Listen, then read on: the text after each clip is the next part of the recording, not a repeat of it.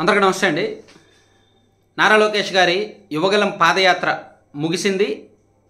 ఆ ముగింపు సభ కూడా దాదాపుగా ముగి వచ్చింది. ఈ ముగింపు సభ సందర్భంగా కొన్ని ఎమోషన్స్, కొన్ని ప్రత్యేకమైన అనుబంధాలు, కొన్ని ప్రత్యేకమైన పొలిటికల్ రిలేషన్స్ అవన్నీ కూడా బయటపడ్డాయి. పవన్ కళ్యాణ్ గారు, లోకేష్ గారు, చంద్రబాబు నాయుడు గారు, అచ్చెన్నాయుడు గారు, నాదెళ్ల మనోహర్ గారు, బాలకృష్ణ గారితో సహా చాలామంది నాయకులు వేదిక మీద మాట్లాడుతున్న సందర్భంలో రెండు పార్టీల మధ్య ఉన్న ఐక్యత, సమన్వయము, రెండు పార్టీల కార్యకర్తల నుంచి వచ్చిన రెస్పాన్సు అంతా కూడా మనం ఖచ్చితంగా ఆలోచించాలి. ముఖ్యంగా లోకేష్ గారు మాట్లాడుతున్నప్పుడు పవన్ కళ్యాణ్ గారిని అన్న అని సంబోధించి, అంటే ఒక భారీ బహిరంగ సభలో మాట్లాడుతున్నప్పుడు కొన్ని ఎమోషనల్గా కనెక్ట్ అవుతాయి. సో చంద్రబాబు నాయుడు గారు అరెస్ట్ అయినప్పుడు, చంద్రబాబు నాయుడు గారికి జ్యుడిషియల్ రిమాండ్ విధించినప్పుడు నన్ను మొదటిసారి ఫస్ట్ నాకు వచ్చిన కాలు పవన్ అన్న నుంచి వచ్చింది. నాకు ఇలా కాల్ చేసి we are all are with you అని సపోర్ట్ ఇచ్చారు, కష్టకాలంలో అండగా నిలిచారు అని లోకేష్ గారు కాస్త భావోద్వేగంతో పవన్ కళ్యాణ్ గారికి కృతజ్ఞతలు చెప్పడం. పవన్ కళ్యాణ్ గారు మాట్లాడే సందర్భంలో కూడా తెలుగుదేశం పార్టీ అధినేతను అరెస్ట్ చేశారు, అన్యాయంగా అరెస్ట్ చేశారు. సో వాళ్ళు కష్టాల్లో ఉన్నప్పుడు నేను ఏమీ ఆలోచించకుండా, ఏమీ ఆశించకుండా ఇమీడియట్గా వెళ్ళి సహకారం తెలిపాను. ఇమీడియట్గా ఈ ప్రభుత్వాన్ని గద్దె దించాలని అప్పుడే డిసైడ్ అయ్యి అప్పటికప్పుడు పొత్తు ప్రకటించాను అని పవన్ కళ్యాణ్ గారు అనౌన్స్ చేయడం తెలుసు. సో ఆ పాయింట్లన్నీ పవన్ కళ్యాణ్ గారు చెప్పారు. సో అలాగే ఇటు లోకేష్ గారు, ఇటు పవన్ కళ్యాణ్ గారు ఇద్దరు మీటింగుల్లో కూడా కొన్ని మాస్ డైలాగ్స్. లోకేష్ గారేమో తనకే సాధ్యమైన మాస్ డైలాగ్స్, ఈ ఆడుదాం ఆంధ్రాని ఒక రకంగా ర్యాగింగ్ చేశారు. వైసీపీలో ఉన్న దాదాపుగా ఒక 50-60 మంది నాయకులు పేర్లు చదివేసి ఒక్కొక్కరు ఒక్కొక్క ఆటలో ఫేమస్, వాళ్ళందరూ కలిపి ఆడుదాం ఆంధ్ర అనేది ఒక సరికొత్త డ్రామా ఆడుతున్నారు, వీళ్ళు కోడికెత్తి లాంటివి అయితే ఆడగలరు అనేది కొన్ని తనకే సాధ్యమైన కొన్ని మాస్ డైలాగ్స్ చేశారు. ఇటు పవన్ కళ్యాణ్ గారు కూడా కొన్ని వ్యాలిడ్ పాయింట్స్ మాట్లాడారు. ఓవరాల్గా మనం ఈ మీటింగ్ గురించి చెప్పుకోవాలంటే వాళ్ళు మాట్లాడిన అంశాలు అక్కడికి వెళ్ళిన వారికి కనెక్ట్ అయ్యాయి. అలాగే సభకు హాజరైన జనం భారీ సంఖ్యలో వచ్చారు.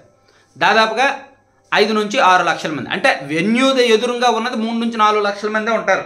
ఏది వెన్యూ దగ్గర ఉన్నవాళ్ళు 3 నుంచి 4 లక్షలే ఉండొచ్చు, వేదిక దగ్గర ఉన్నవాళ్ళు, ఆ ప్రాంగణంలో ఉన్నవాళ్ళు. కానీ అటువైపు శ్రీకాకుళం జిల్లా నుంచి వస్తున్న వాళ్ళు, ఉత్తరాంధ్ర ప్రాంతం నుంచి వస్తున్న వాళ్ళు స్ట్రక్ అయిపోయారు ట్రాఫిక్లో, కిలోమీటర్ల కొద్ది ట్రాఫిక్.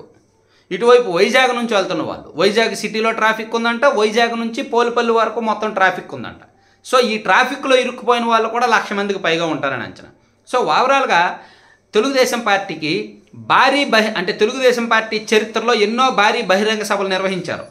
1980స్లో మహానాడు దగ్గర నుంచి రీసెంట్గా రాజమండ్రిలో ముగిసిన మహానాడు వరకు ఎన్నో మీటింగ్స్ పెట్టారు. కానీ వాటిలో ఈ మీటింగ్ కూడా ఒక చారిత్రక నేపథ్యం ఉన్న మీటింగ్గా మిగిలిపోతుంది. జనం రావడం, పవన్ కళ్యాణ్ గారు వచ్చి పూర్తి స్థాయిలో సమన్వయం కుదిరేలా కొన్ని కామెంట్స్ చేయడం, లోకేష్ గారు, పవన్ కళ్యాణ్ గారు కలిపి, చంద్రబాబు గారు కలిపి కొన్ని ఎమోషనల్గా మాట్లాడడం, రెండు పార్టీల మధ్య ఐక్యతను చాటడం, అలాగే వైసీపీని ఎందుకు ఓడించాలి అనే విధానాలను, ఆ రెండు పార్టీల సిద్ధాంతాలను, రెండు పార్టీల లక్ష్యాన్ని ఉమ్మడిగా ప్రకటించడం, వైసీపీ మీద ఈ వేదిక ద్వారా యుద్ధం ప్రకటించడం, 10 ఏళ్ళు అధికారం ఇవ్వండి, అధికారంలోకి వస్తే ఏమేం చేయాలనుకుంటున్నాము అనే అంశాలను చాలా స్పష్టంగా చెప్పడం, ఇవన్నీ కూడా కనెక్ట్ అవుతాయి. అంటే ఇటువంటి బహిరంగ సభల ద్వారానే కొన్నాళ్ళు, ఇప్పుడు చూడండి 2022లో మహానాడు జరిగింది ఒంగోలులో. ఆ మహానాడు టీడీపీలకి ఒక టర్నింగ్ పాయింట్. 2019 ఓటమిని మర్చిపోయి టీడీపీలో ఒక కొత్త జోష్ తీసుకురావడానికి 2022 మహానాడు ఉపయోగపడింది కదా. అలాగే ఎన్నికలకు ముందు ఇటువంటి బహిరంగ సభ, ఇంకో 4 నెలల్లో ఎన్నికలు ఉన్నాయనగా ఈ బహిరంగ సభ మొత్తం హాజరైన 6 లక్షల మందితో సహా రాష్ట్ర వ్యాప్తంగా ఉన్న టీడీపీ, జనసేన శ్రేణుల్ని ఎన్నికలకు కార్యోన్ముక్తుల్ని చేస్తాయి అనడంలో ఎటువంటి సందేహం లేదు.